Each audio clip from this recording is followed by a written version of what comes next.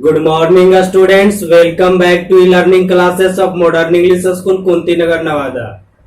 I myself, Devesh Kumar, your mathematics teacher. Today I am going to teach you the topic unitary method. The first of all, we explain what is unitary method. A method in which first of all we find the unit quantity, and after that we find the required quantity is called unitary method. In unitary method there are two types of variation. First variation is called direct variation and second is called inverse variation. Is it clear? Here, right here, unitary method, a method in which the value of unit quantity is first obtained to find the value of any required quantity is called unitary method. There are two types of variation in unitary method. First, direct variation, also another name is direct proportion, and second, inverse variation, other name is inverse proportion. Is it clear? Now let us discuss both variation. First, direct variation. Two quantities A and B are said to be vary directly if the ratio A by B remains constant. In inverse variation, two quantities A and B are said to be vary inversely. Direct proportion vary directly. Inverse variation vary inversely. If the product AB remains constant. This concept understand with the example. So let us discuss question number 1. In question number 1, if 15 oranges cost 110 rupees, what do 39 oranges cost? In unitary method, there are two symbols. This symbol is called since, and that symbol is called therefore. Therefore. Is it clear? The first of all, we use the symbol is since. This type. Since 15 oranges cost 110 rupees. Is it clear? In unitary method, first of all we find unit quantity. Unit quantity means one quantity. So right, first one orange costs 110 upon 15. This question include direct variation because less oranges the less cost. Therefore, lastly we find what do 39 oranges cost. So here write 39 oranges cost 110 upon 15 into 39. Table of 5, 5 3 are 15, 5 2 are 10, 5 2 are 10 completely. 13 3 are 39 and we multiply and get 13 2 are 26, carry 2, 13 2 are 26 plus 2 28. So hence the cost of 39 oranges is equal to 286 rupees. Is it clear? Now let us discuss question number 2. In question number 2, if 8 kg sugar cost 260 rupees, how much sugar can be bought for 877 rupees 50 paisa? So here we find out the quantity or rupees given in both condition. the rupees write in LHS, left hand side, and quantity write RHS, right hand side, because here quantity is found. The right here, since for 260 rupees sugar about 8 kg. Is it clear? The first of all, we find 1 rupee. Therefore, for 1 rupees, sugar about here less rupees, the less quantity of sugar. This is case of direct variation. Here write 8 upon 260 kg. Is it clear?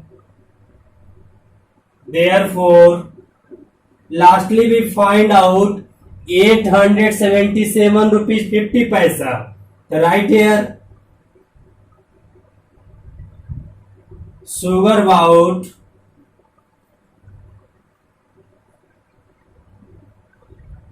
8 upon 260 into 877.50. Here remove the decimal, right here 100. Is it clear? Here cancel out, here 0 cancel out. 5 to ja 10. Here 5 1 ja 5. 7 5 ja 35. 5 5 ja 25. 5. Here right. Is it clear? Cancel out 5 times. And 2 4 ja 8. Is it clear? Here multiply 1755 into 4. So 5 4 ja 20, carry 2. 5 4 ja 20 plus 2, 22. Carry 2. 7 4 ja 28 or 2, 30. Carry 3. 1 4 ja 4 or plus 3, 7. Upon 260. 0 cancel out. Table of 26 here. 26 2 ja 52. Here divide this type roughly. 26 divided 702. 26 2 ja 52. Here write 8.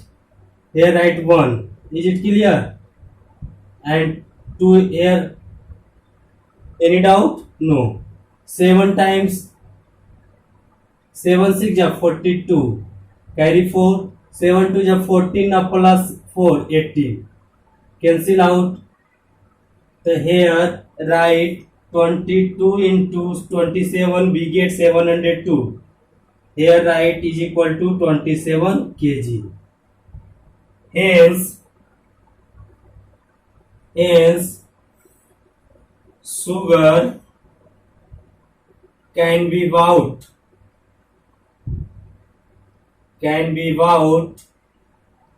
for 877 rupees 50 paisa. So sugar can be bought for, the here sugar found 27 kg. Sugar can be bought for 877 rupees 50 paisa.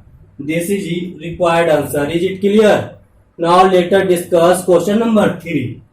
In question number 3, traveling 900 km by rail cost 2520. What would be the fare for a journey of 360 km when a person travels by the same class?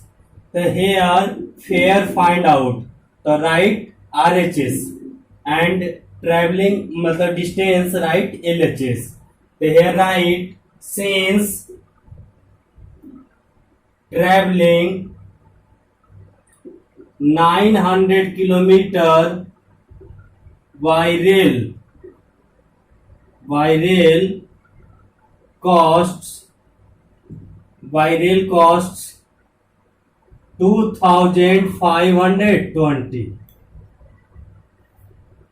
Therefore, in unitary method, first we find out 1 kilometer. The traveling 1 kilometer by rail costs 2520 upon 900. Less distance, the less cost. This questions indirect variation. So therefore, traveling. Lastly, we find required what would be the fare for a journey of 360 kilometer. So here find 360 kilometer by rail costs 2520 upon 900 into 360. Is it clear? 0 cancel out. 9 4 ja 36 and 9 10 ja 90. 0 cancel out. We multiply here. 4 2 ja 8.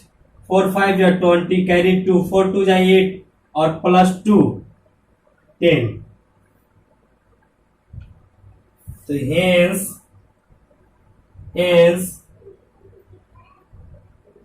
the fare of traveling 360 kilometer by rail cost is equal to 1008 rupees. This is your required answer. Is it clear? I hope you will complete exercise 9A. That's all. Thank you. Take care. Bye bye.